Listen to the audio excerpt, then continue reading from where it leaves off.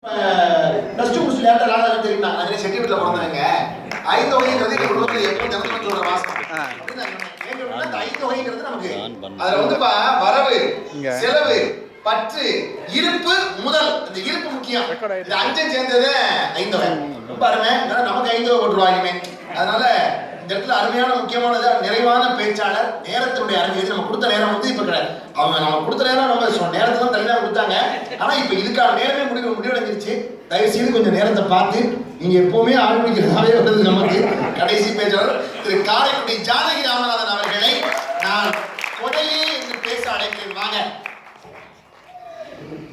நடுநாயகமாக நாற்காலியில் அமர்ந்திருக்கும் நகைச்சுவை நாயகன் திரு தேவகோட்டை ராமநாதன் அவர்களுக்கும் அனைத்து இங்கு உறுப்பினர்களுக்கும் அவையர்களுக்கும் கொடையில் சிறக்க இருக்கும் வருங்கால இளம் மொட்டுக்களுக்கும் எனது சிறந்தாழ்ந்த மாலை வணக்கத்தை உரித்தாக்கி எனது உரையை தொடங்குகின்றேன்.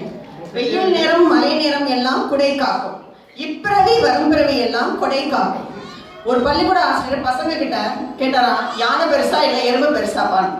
நம்ம இந்த காலத்து பசங்களை பத்தி நம்ம எல்லாருமே நல்லா தெரியும், ரொம்ப அறிவுபூர்வமான பசங்க, பயங்கர வம்பான பசங்க. அவங்க சொன்னாங்க, சார் அப்படியெல்லாம் சும்மா சொல்லிடக்கூடாது, டேட் ஆஃப் பர்த் வரணும். அதே மாதிரி தான் நானும் சொல்றேன், தொழில் பெருசா இல்லை குடும்ப பாசம் பெருசா கொடை பெருசான்னு கேட்டா கொடை தான் எப்பவும் காலகாலத்துக்கும் நீடிச்சு நிற்கிற அளவுக்கு சிறப்பான செயல்னு சொல்லுவேன். நாம எல்லாருமே இங்க கூடி இருக்கிறதுல எத்தனையோ பேர் கொடுத்த உபயத்தினாலதான், இதை யாராலுமே மறுக்க முடியாதுல்ல. முக்கியமா சொல்லணும்னா நடைபயின்ற காலத்திலேயே கொடை பயின்றவர்கள் நாம. எத்தனை தொழில்கள் செய்தாலும் கொடையை மட்டுமே பெருமையாக நினைப்போம். அள்ளி கொடுக்கும் போது இரண்டு கைகளாலும் சேர்ந்து மனசு நிறைஞ்சு அள்ளி கொடுப்போம். நாம கோடி கொடுத்தாலும் அதை விளம்பரப்படுத்த மாட்டோம் நம்மளோட தர்மத்தை. எந்த தர்மம் செஞ்சாலும் அதுல ஒரு நியாயம் இருக்கும். உதாரணத்துக்கு சொல்றேன், சம்பள உயர்வு கேட்ட கணக்கு பிள்ளைக்கு 100 ரூபாய் மட்டும்தான் ஒசத்தி கொடுத்தாரு நம்ம செட்டியார். ஆனா அதே நேரத்துல அவரோட மக கல்யாணத்துக்கு 50,000 ரூபாய் அள்ளி கொடுத்தாரு. அது 100 ரூபாய்ங்கிறது தொழில் தர்மம், 50,000 ரூபாய்ங்கிறது அவரோட அக தர்மம்னு சொன்னாராம்.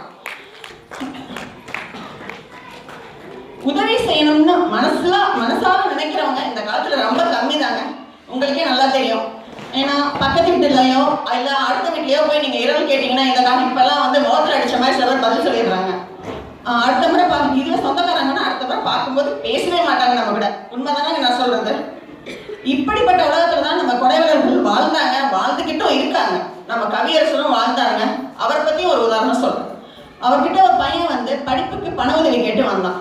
அவருக்கு எப்பவுமே பண கஷ்டம் இருந்துகிட்டே இருக்கும். அவ்வளோ பண கஷ்டத்துலையும் கூட அவர் பையில இருந்த எவ்வளோ காசு இருந்துச்சோ அதை அப்படியே எடுத்து கொடுத்துட்டாரு. பிறகு சொன்னாராம், யோசிச்சு செய்யறது கொடை கிடையாது அப்படின்னு, உடனே செய்யணும் அப்படின்னு. அதுதாங்க மனம், கொடை குணம், உதவி புரியுறது நம்மளோட இனத்தோட பாரம்பரியம். குடும்ப பாசத்துலன்னா யோசிக்கணும், பார்ஷியாலிட்டி இருக்கும். அதுல யார் என்ன சொல்லுவாங்களோ, என்ன செய்வானோ, அடுத்தது என்ன செய்யணுமோ ஒரு பயம் இருக்கும். அதே மாதிரி தொழிலையும் யோசிக்கணும், எதுக்கு எந்த பக்கம் இருந்து அடிப்பானோன்னு தெரியாது. இதுவே பாதி ஓட்டம் இருக்கும் நமக்கு, அடுத்து என்ன நான் செய்யணும் அப்படிங்கிறது. ஆனா கொடைக்கு யோசிக்கவே வேண்டாங்க, நல்ல மனசு மட்டும் இருந்தா போதும். எப்பவுமே குடும்ப பாசம்னு பேசினாங்க எனது சக ஆடியனர். ஒரு நாள் மட்டும் மாமியார் நாத்தனார் கொண்டாடி கூட போய் இருந்து பார்த்துட்டு வர சொல்லுங்க, திருப்பி வர சொல்லுங்க. அப்ப தெரியும் அவங்களுக்கு குடும்ப பாசம்னா என்னன்னு. இந்த காலத்துல அக்கா தம்பி தங்கச்சி கூட ஒத்து போக முடியல. அப்புறம் தானே பூந்த வீட்டு பக்கம். நாமெல்லாம் வெளிநாட்டுல இருக்கோம், ஊருக்கு போகும்போது வெறுங்கையை வீசிட்டு போக மாட்டோம், ஏதாவது முட்டாய் இருக்கு வாங்கிட்டு தான் போவோம். வெறுங்கையை வீசிட்டு போனோம்னா நம்மளை என்ன சொல்லுவாங்க, இங்க நம்ம வழக்கு முறையில வெறுங்கையை வீசிட்டு வந்துட்டா மகராசி துபாயில இருந்துன்னு. அது ஆத்தா வீடா இருந்தாலும் சரி, இல்ல மாமியா வீடா இருந்தாலும் சரி, இல்லையா தானே?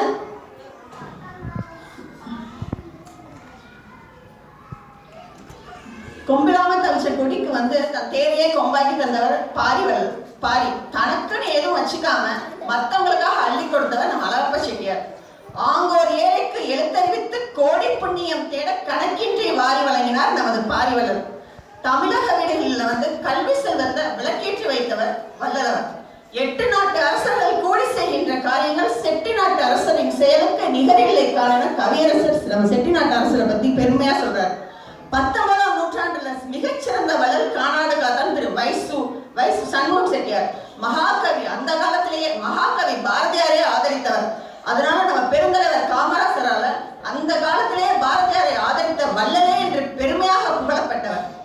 அவர் வைசு சண்முகம் செட்டியார் ஆரம்பிச்சதான் நம்ம அந்த இலவச உணவு, இலவச பாட புத்தகங்கள், இலவச எல்லாமே இதை தொன்று தொட்டு வந்ததுதான் இப்ப வர்றது எல்லாருமே. இப்ப எல்லாமே இலவசம்னா அப்ப நம்ம கானாடுகாத்த வயசு சண்முகம் செட்டி ஆரம்பிச்சு வச்சதுதான் எல்லாமே. அனைவருமே சரி, குடும்பத்திலும் தொழிலும் பேப்பரே இங்க திருப்பிலே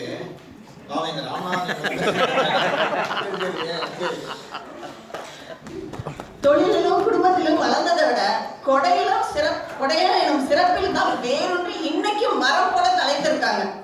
குடும்பம் தொழிலாம் அதுக்கப்புறம் தான் இன்னைக்கு நம்ம பேர் அவங்க மறைஞ்சா கூட அவங்களோட கொடைத்தன்மையை பத்தி இன்னமும் நம்ம பேசிட்டு இருக்கோம். அவங்க குடும்பத்தை பத்தி பேசல, அவங்க தொழிலை பத்தி பேசல, இன்னமும் அவங்க கொடைத்தன்மை பத்தி அவங்க என்ன பண்ணாங்கன்னு பத்தி நம்ம பேசிட்டு இருக்கோம்.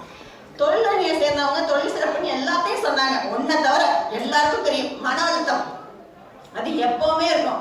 அவன் தந்த பணம் வரல, இவன் தந்த பணம் வரல, இந்த பொருள் விலை போகல, அந்த பொருள் விலை போகல, நாளைக்கு என்ன செய்யணும், இதே ஓட்டம் தான் எந்த நேரமும், இதே கவலை தான் எப்பவுமே. அதனால ஏற்படுற வியாதிகளும் சொல்லவே வேண்டாம். அதே மாதிரி தொழில மட்டும்தானே வருது, எல்லாத்துலயும் தான் வருதுன்னு சொல்லலாம் நீங்க. ஆனா தொழிலையும் குடும்பத்திலையும் பணத்தை பெருக்குவதற்காக மன அழுத்தம் வரும். கொடையில மனசால பணத்தை கொடுப்பதற்கு மன நிம்மதி வரும். வருஷத்துல ஒரு நாள் ஏதோ ஒரு ஆர்கனைஸ்க்கோ இல்ல முதியோர் இல்லத்துக்கோ போய் உங்களால முடிஞ்ச நன்கொடையோ இல்ல உதவியோ செஞ்சு பாருங்க. அதுல கிடைக்கிற சந்தோஷம், மன நிம்மதி வருஷம் பூரா நீங்க வேலை செஞ்சாலும் கிடைக்காதுங்க. உடனே எல்லாரும் நினைக்கலாம் குடும்பத்தோட கூட போய் நம்ம ஸ்பெண்ட் பண்ணலாம் அப்படின்னு சொல்லிட்டு. ஆனா 3 நாள் நீங்க லீவ் போட்டு போனீங்கன்னா 2வது நாள் சண்டை போட்டு வீடு திரும்பி வந்துடுவீங்க. முக்கியமா இதுல நம்ம ஆட்சிமார்களுடைய அர்த்தத்தை பத்தி நான் சொல்லணும். எனக்கு நிச்சயமா தூக்கமே வராது, ரொம்ப முக்கியம். அந்த அளவிற்கு சமத்திலாக அறம் வளர்த்தது அற்புதமான முறை.